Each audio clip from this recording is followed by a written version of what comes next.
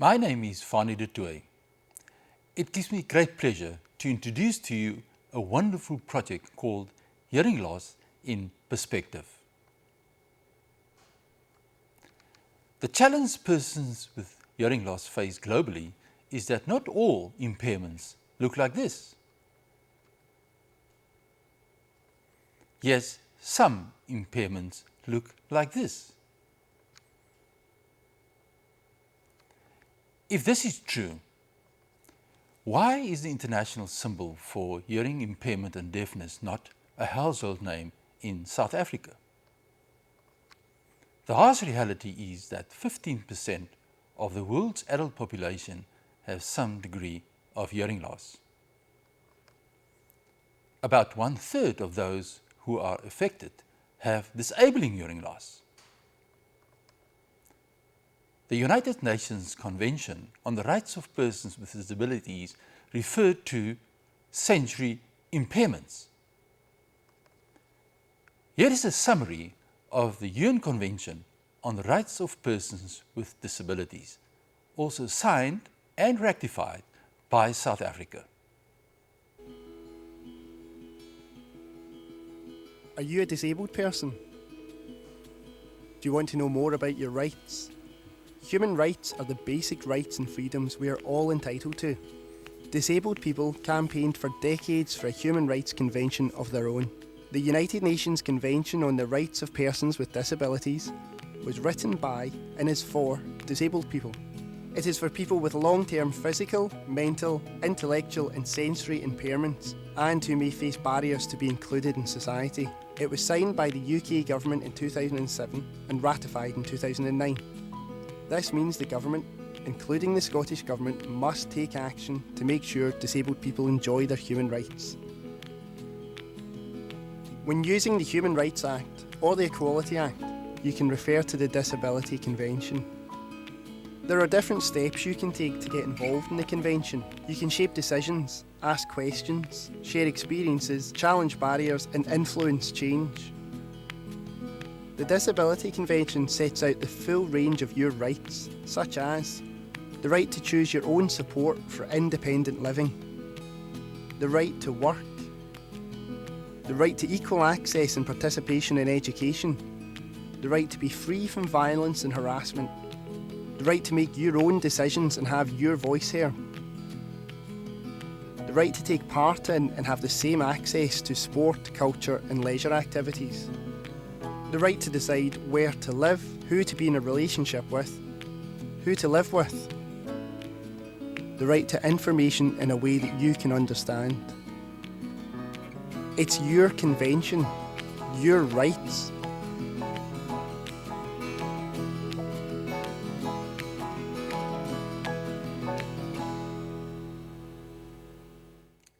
What is the profile of persons with sensory impairments, being deaf or hearing impaired, really?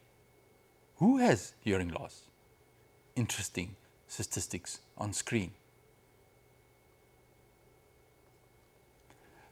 Let's have a look at why hearing loss is considered a disability.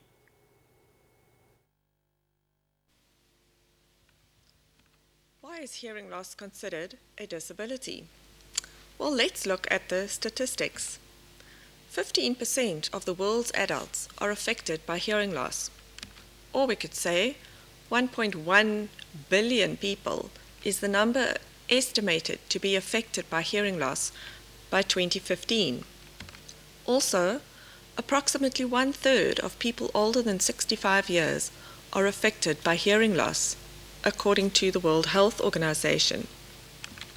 And it's not only older people. 1 in 10 school children cannot hear their teacher properly in the classroom situation. Unfortunately, people with hearing loss wait an average of 7 years before seeking help. And looking at medical practitioners, we find that only 16% of physicians routinely screen for hearing loss. Here's one type of hearing loss where we can see that the hair cells in the inner ear have been damaged. So we see that hearing loss is not a focus for doctors yet it has a high prevalence worldwide.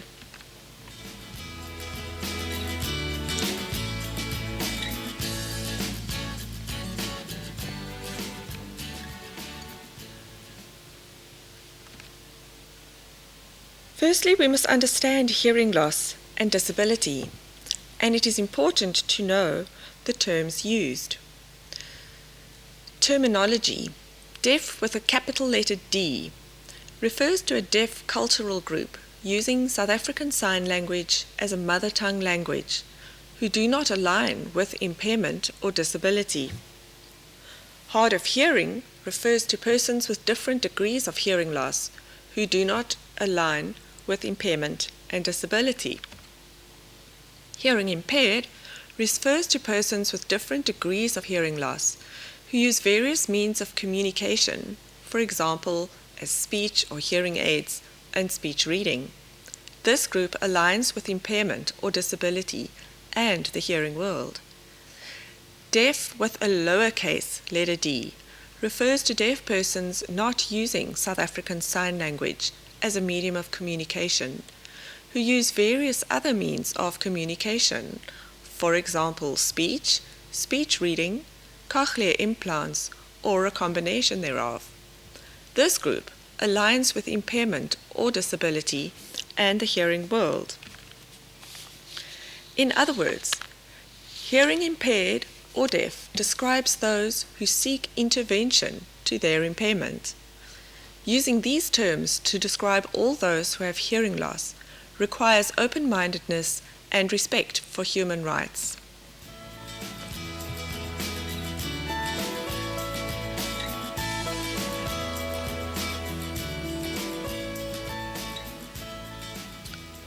So who are persons with disabilities, and why is hearing loss considered a disability? The United Nations Convention on the Rights of Persons with Disabilities states in Article 1 that it is clear regarding the human rights of persons with different impairments. Impairment is central to disability, substantially limiting and/or reasonable accommodation. Various pieces of South African legislation also come into play here. The Employment Equity Act, the Code of Good Practice on the Employment of Persons with Disabilities, and the Technical Assistance Guidelines. Firstly, a person must have an impairment. An impairment may either be physical, mental, or a combination thereof. A physical impairment means a partial or total loss of a bodily function or part of the body. It includes sensory impairments, such as being deaf, hearing impaired, or visually impaired. That's part of the Code of Good Practice, paragraph 5. Now, defining persons with disabilities under the Act. The scope of protection for people with disabilities in employment focuses on the effect of a disability on the person in relation to the working environment and not on the diagnosis of the impairment. Only people who satisfy all the criteria in the definition, long-term or recurring, having a physical or mental impairment which substantially limits, are considered as persons with disabilities. The term impairment. Now, an impairment may be physical or mental. A physical impairment means a partial or total loss of a body function or a part of the body. It includes sensory impairments, such as being deaf and hearing impaired. A mental impairment means a clinically recognized condition or illness that affects a person's thought processes, judgment, or emotions. Substantially limiting. An impairment is substantially limiting if, in the absence of reasonable accommodation, a person would be either totally unable to do a job or would be significantly limited in doing the job. So, disability is imposed by society when a person with a physical, psychosocial, intellectual, neurological, and/or sensory impairment is denied access to full participation in all aspects of life, and when society fails to uphold the rights and specific needs of individuals with impairments. The definition is therefore that persons with disabilities include those who have physical, psychosocial, intellectual, neurological, and/or sensory impairments, which, as a result of various attitudinal, communication, physical, and information barriers, are hindered in participating fully and effectively in society on an equal basis with others. Now, there are various models of approach to disability, of which the most popular is the social model. The social model states that the agent of remedy can be the individual, a specialist, an advocate, or anyone who affects the arrangements between the individual and society. It does not include the presence of a medical condition or impairment, or the need for medical intervention. This model focuses on the abilities of persons with disabilities. It assesses the impact of the socio-economic environment on the full participation, inclusion, and acceptance of persons with disabilities as part of mainstream society.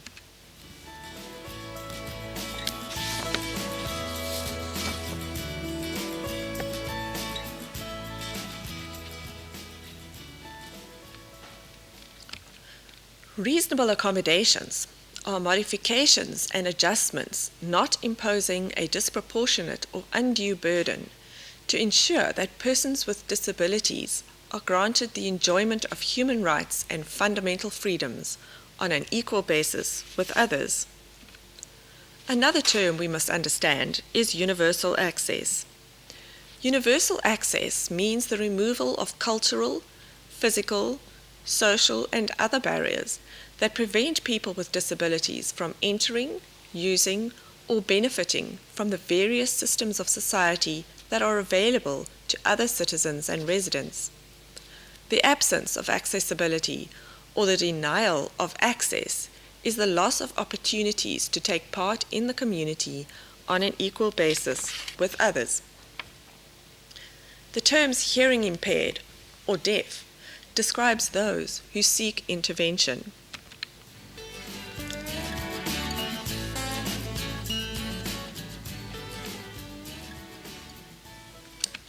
Let's look at intervention in practice.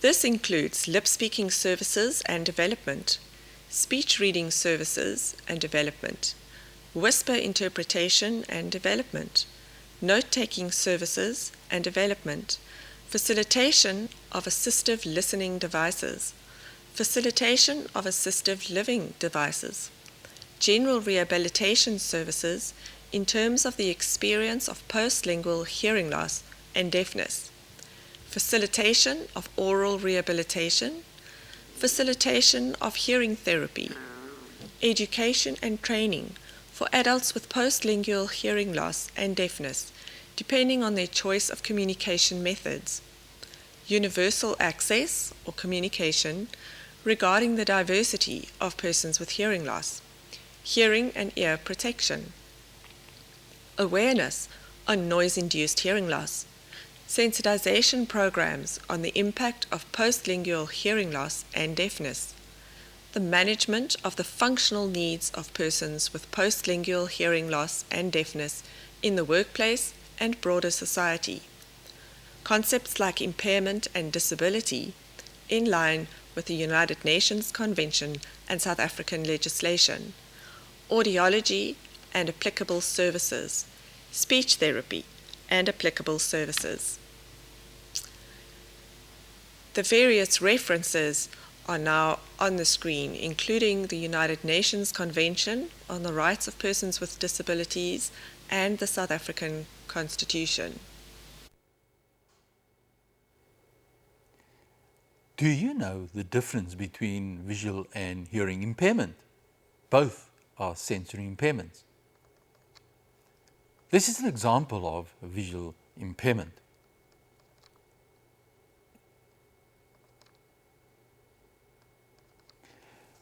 If you show hearing loss, in a visual way,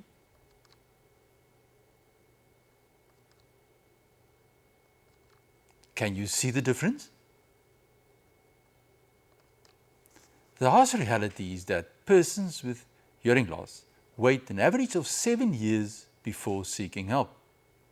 Hopefully, this program will give some answers to this challenge. Firstly, I want to share with you a few examples of how hearing loss can impact on a human being. I can't hear you if you mumble. I can't hear if you don't face me. I can't hear if you cover your mouth. This is one of the reasons why we have developed a project called Road to Independence. Road to Independence, the website, and the logo. The beneficiaries of this project are persons with the sensory impairments being deaf or hearing impaired, using a spoken language to communicate, their families, friends, professionals, employers, staff, and the general society working in the field of hearing loss. Road to Independence and associates offer the following training and developmental programs. Background on disability, hearing loss in perspective, communication and etiquette, a protocol for the identification and management of the functional needs of the deaf or hearing impaired adult, the impact of hearing loss, a holistic approach, music appreciation peer support as an integral part of oral rehabilitation for adults with hearing loss. Recent research is showing that music practice and enjoyment also enhances speech understanding with a cochlear implant or hearing aid. This is our studio for music appreciation. Then, thank you for the music shows with the following core focus areas: children, youth, adults, special events programs. This is our team, our thank you for the music team. Take responsibility for your life as an integral part of rehabilitation for adults with hearing loss. Fatigue management as an integral part of rehabilitation. Emotional impact of hearing loss as an integral part of rehabilitation. Disclosure on how to speak out on impairment and disability, to sensitize the community on the impact of hearing loss in a structured way. We introduce beneficiaries to various types of devices and technology: listening devices, assistive listening devices, and living devices. Listening devices: the standard hearing aid systems, Baha and cochlear implants.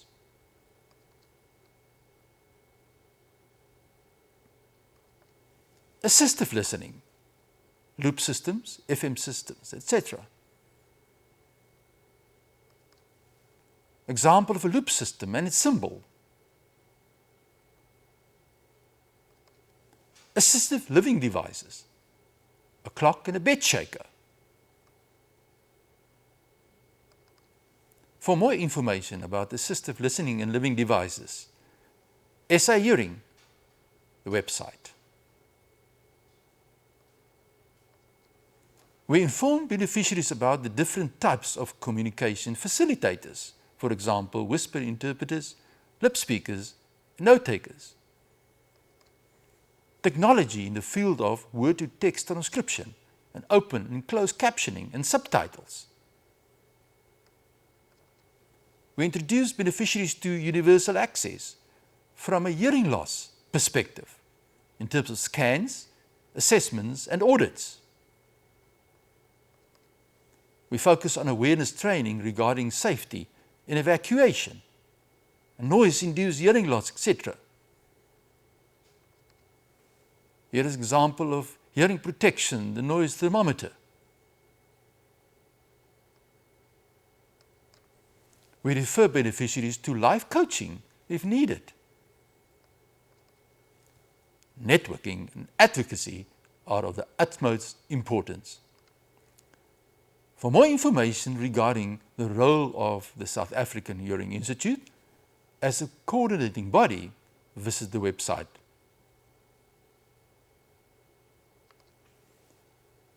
The core focus area of the South African Hearing Institute is persons with hearing loss using a spoken language to communicate.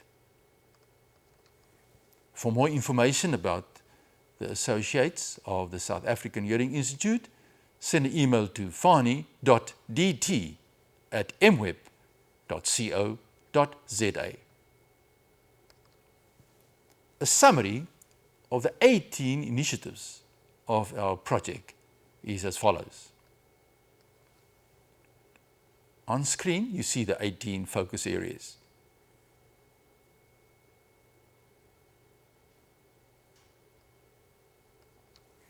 Here is a brochure regarding the training programs that are available. Diversity, mainstreaming, disability training. For more information about the training, send an email to fanie.dt@mweb.co.za. To visit our website for more information, the Road to Independence website, and complete the following questionnaire online.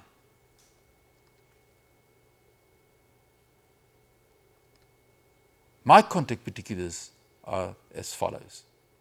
It's on screen. My email, Facebook, Twitter, and the different websites. Our references on screen.